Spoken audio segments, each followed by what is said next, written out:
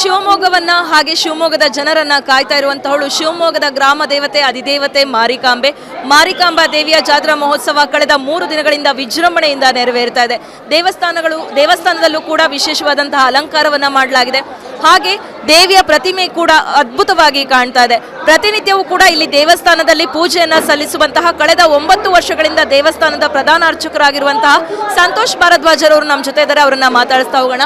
Sir, 2026ರ ಜಾತ್ರಾ ಮಹೋತ್ಸವ ವಿಜೃಂಭಣೆಯಿಂದ ನೆರವೇರ್ತಾ ಇದೆ. ಹೇಗಿದೆ ಸರ್ ಜಾತ್ರಾ ಮಹೋತ್ಸವ?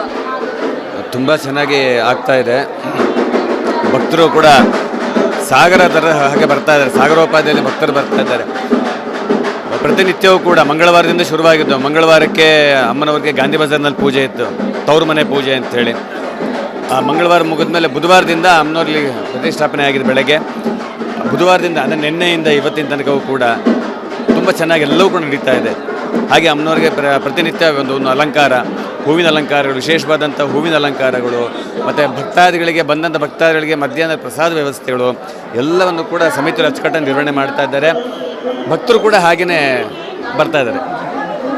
ಹಾಗೆ ಶುಕ್ರವಾರ, ವಿಶೇಷವಾಗಿ ಮಂಗಳವಾರ ಶುಕ್ರವಾರ ದೇವಿಗೆ ವಿಶೇಷವಾದಂತಹ ಪೂಜೆಯನ್ನು ನೆರವೇರಿಸ್ತಾರೆ.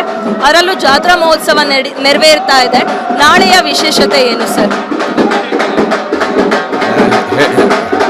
ಹೇಳೋ ಹಾಗೆ ಶುಕ್ರವಾರ ಅಂದ್ರೆ ಅಮ್ಮನವ್ರಿಗೆ ವಿಶೇಷ, ಮಂಗಳವಾರ ಶುಕ್ರವಾರಗಳು ಅಮ್ಮನವ್ರಿಗೆ ವಿಶೇಷ. ನಾಳೆ ಒಂದಷ್ಟು ವಿಶೇಷವಾದಂತಹ ಪೂಜೆಗಳಿರ್ತವೆ. ಜೊತೆಗೆ ಅಮ್ಮನವ್ರ ಕೆಲವೊಂದು ಆರತಿಗಳು, ವಿಶೇಷವಾದಂಥ ಆರತಿಗಳೆಲ್ಲ ಇರ್ತವೆ. ಮಂಗಳಾರತಿ ಸಮಯಕ್ಕೆ ವಿಶೇಷವಾದಂಥ ಆರತಿಗಳೆಲ್ಲವೂ ಕೂಡ ಇರ್ತದೆ.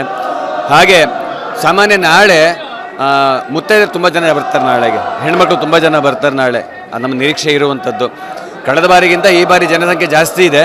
ನೋಡ್ಬೇಕು ಏನಾಗುತ್ತೆ ಅಂತೇಳಿ ನಾಳೆ. ಎಸ್, ಕೇಳಿದ್ರಲ್ಲ, ಇದಿಷ್ಟು ನಾಳೆಯ ವಿಶೇಷತೆ. ಹಾಗೆ 3 ದಿನಗಳ ಕಾಲ ವಿಶೇಷವಾದ ಪೂಜೆಗಳು ಹೇಗೆ ನೆರವೇರಿದೆ ಅನ್ನುವಂಥ ಮಾಹಿತಿಯನ್ನ ಸಂತೋಷ್ ಭಾರದ್ವಾಜ್ ಅವರು ನೀಡಿದ್ದಾರೆ. ಕ್ಯಾಮ್ರಾ ಪರ್ಸನ್ ಕೊಟ್ರೇಶ್ ಜೊತೆ ನಂದಿನಿ ಸಾಗರ, ಕನ್ನಡ ಮೀಡಿಯಂ 24x7.